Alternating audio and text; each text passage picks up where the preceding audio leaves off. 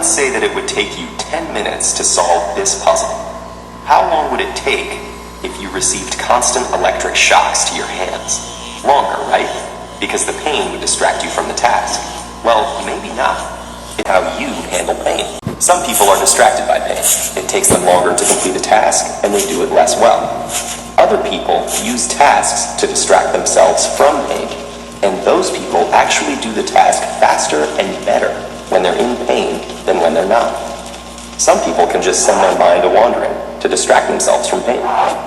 How can different people be subjected to the exact same painful stimulus and yet experience the pain so differently?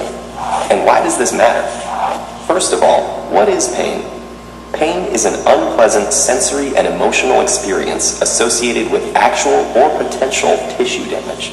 Pain is something we experience, so it's best measured by what you say it is. Pain has an intensity. You can describe it on a scale from 0, no pain, to 10, the most pain imaginable. But pain also has a character, like sharp, dull, burning, or aching. What exactly creates these perceptions of pain? Well, when you get hurt, special tissue damage sensing nerve cells called nociceptors fire and send signals to the spinal cord and then up to the brain. Processing work gets done by cells called neurons and glia. This is your gray matter. And brain superhighways carry information as electrical impulses from one area to another. This is your white matter.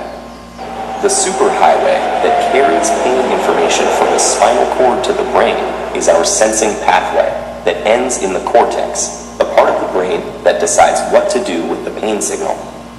Another system of interconnected brain cells called the salience network decides what to pay attention to.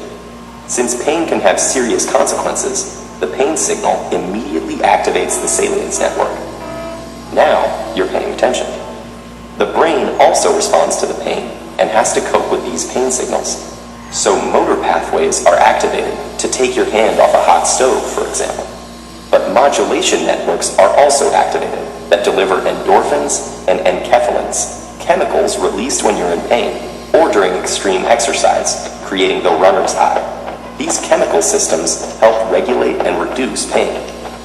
All these networks and pathways work together to create your pain experience, to prevent further tissue damage, and help you to cope with pain. This system is similar for everyone, but the sensitivity and efficacy of these brain circuits determines how much you feel and cope with pain. This is why some people have greater pain than others, and why some develop chronic pain that does not respond to treatment, while others respond well.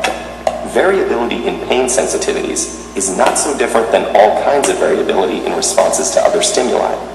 Like how some people love roller coasters, but other people suffer from terrible motion sickness. Why does it matter that there is variability in our pain brain circuits? Well, there are many treatments for pain, targeting different systems. For mild pain, non-prescription medications can act on cells where the pain signals start. Other stronger pain medicines and anesthetics work by reducing the activity in pain sensing circuits, or boosting our coping system, or endorphins. Some people can cope with pain using methods that involve distraction, relaxation, meditation, yoga, or strategies that can be taught, like cognitive behavioral therapy. For some people who suffer from severe chronic pain, that is, pain that doesn't go away months after their injury should have healed, none of the regular treatments work. Traditionally, medical science has been about testing treatments on large groups to determine what would help a majority of patients. But this has usually left out some who didn't benefit from the treatment or experienced side effects. Now, new treatments that directly stimulate or block certain pain-sensing, attention, or modulation networks are being developed, along with ways to tailor them to individual patients, using tools like magnetic resonance imaging to map brain pathways. Figuring out how your brain responds to pain is the key to finding the best treatment for you. That's true personalized medicine.